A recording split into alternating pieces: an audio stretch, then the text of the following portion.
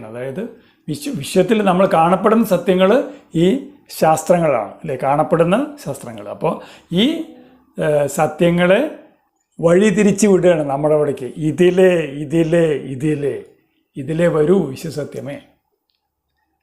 നല്ലൊരു മെസ്സേജാണ് ഈ ഒരു പാട്ടിൽ വരുന്നത്.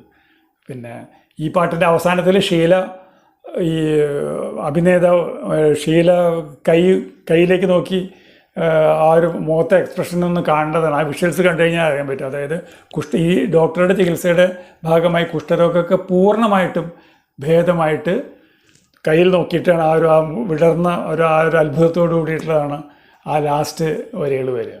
ഉദയഗിരി ചുവന്നു ഒരു യുഗമുണരുന്നു, അശ്വരഥത്തിലെഴുന്നള്ളുന്നു ശില്പി യുഗ